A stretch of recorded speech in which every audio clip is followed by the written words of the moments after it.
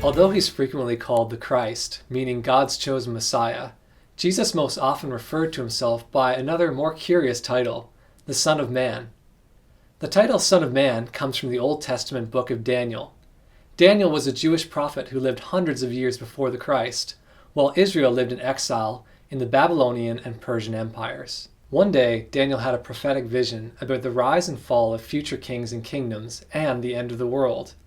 After many of these kings and their kingdoms, he saw a new kingdom, and its king was one like a son of man coming with the clouds of heaven. He approached the Ancient of Days and was led into his presence. He was given authority, glory, and sovereign power. All nations and peoples of every language worshipped him. His dominion is an everlasting dominion that will not pass away, and his kingdom is one that will never be destroyed. The Son of Man, this human ruler worthy of worship seen by Daniel, is actually the fulfillment of an even more ancient prophecy. If we go back to the beginning, to the book of Genesis, to the creation narrative, humanity was given a unique place among all of God's creatures. Psalm chapter 8 asks the question, "What is man that you make so much of him, the Son of Man that you're mindful of him?" And in Genesis chapter 1, verses 26 to 27, we read this, "God created humanity in his image. In the image of God he created them, male and female he created them.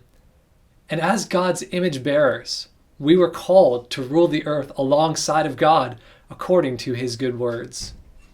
Then in Genesis chapter 3, everything falls apart. A serpent, later revealed in Scripture as being the devil or Satan, offers Adam and Eve the opportunity to define good and evil for themselves, to rule the world in their own way. Being deceived, they seize the opportunity and they fall into sin. They lose their position as co-rulers. But all is not lost. God makes a promise that someday the offspring of woman will crush the serpent's head and the serpent will strike his heel. This is found in Genesis 3 and 15 and is often called the Proto-Evangelium. A Son of Man will come and will restore humanity as God's true image bearers.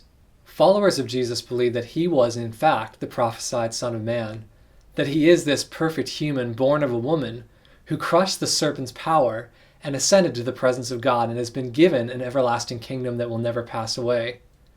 In order to accomplish this, the Son of God became the Son of Man by taking on human flesh and experiencing humanity in every way as we do, without the advantage of his godly power.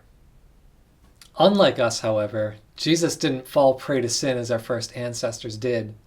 Because Jesus was without sin, but still fully human, his sacrifice on the cross paid for the sins of humanity, cutting off Satan's primary source of power over humanity.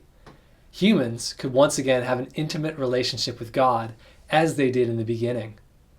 So what does Jesus' full humanity mean practically for us?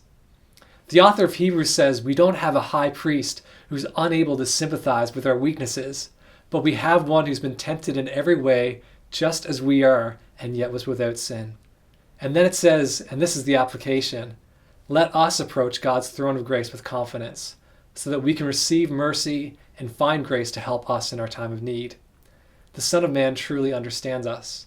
He lived a life free of sin so that we could be set free from sin's power. Jesus is, in this sense, the second Adam, an example for us to follow, but also one who can guide us through the path to life, which is spiritual growth.